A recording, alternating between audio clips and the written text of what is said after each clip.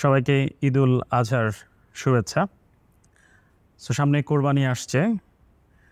So এই কোরবানির সময় আপনি কিভাবে সুস্থ থাকবেন সেটা নিয়ে আমরা কিছু টিপস জেনে নিব।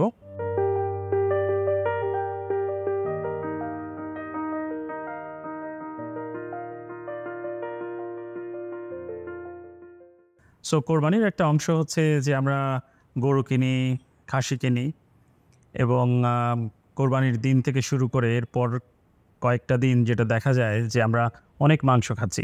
একদিন মাংস খাচ্ছি, এর পরের দিন কলিজা খাচ্ছি। আপনি বাসায় খাচ্ছেন, যেখানে বেড়াতে যাচ্ছেন সেখানেও মাংস খাচ্ছেন। আপনি টেরও পাচ্ছেন না আসলে যে আপনি কত পরিমাণ বা কত গ্রাম মাংস ডেইলি খেয়ে ফেলছেন। এবং অতিরিক্ত প্রোটিনের যে প্রবলেম সেটা হচ্ছে যে আপনার পেটে যেমন সমস্যা হতে পারে, আপনার ব্লাড প্রেশারের সমস্যা হতে পারে, হার্ট অ্যাটাকের ঝুঁকি বাড়িয়ে দিচ্ছে, স্ট্রোকের ঝুঁকি বাড়িয়ে দিচ্ছে এবং এমনকি আপনার ডায়াবেটিস কন্ট্রোল করতেও সমস্যা হতে পারে। সো আসলে আপনি মাংস খাবেন কিন্তু পরিমিত। দিনে আপনি ১০০ গ্রাম খেতে পারেন।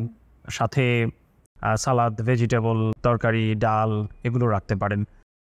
আরও একটা ব্যাপার হচ্ছে যেহেতু এখন গরমের সময় অনেক বেশি ডিহাইড্রেশনের সমস্যা, আমাদের শরীর ঘামছে। সো অতিরিক্ত প্রোটিন যেটা করে যে প্রোটিন হজম করতে আমাদের শরীরের অনেক বেশি পানির প্রয়োজন হয়। তখন আপনার ডিহাইড্রেশনের চান্সটাও বেড়ে যায়। এছাড়া কোরবানির কিছু শুদ্ধাচারও আসলে ফলো করা প্রয়োজন। আমরা কোরবানির সময় যেটা হয় আমরা অসুস্থ প্রতিযোগিতায় লেগে যাই। হচ্ছে যে আপনি গরু কিনে যাচ্ছেন, সবাই জিজ্ঞেস করছে গরুর দাম কত? আপনি খুব প্রাউডলি সেটার দাম বলছেন এবং মানুষ জাজ করছে যে আপনি ঠকে গেলেন না উইন হলেন। আসলে এটা শুদ্ধাচারের মধ্যে পড়ে না। কোরবানির গরুর তো আসলে দাম হয় না। আপনি এটা স্যাক্রিফাইস করছেন এবং আমরা এই কালচার থেকেও আসলে বেরিয়ে আসা উচিত। কারণ আসলে কোরবানিটা আপনি দিচ্ছেন স্রষ্টার সন্তুষ্টির জন্যে।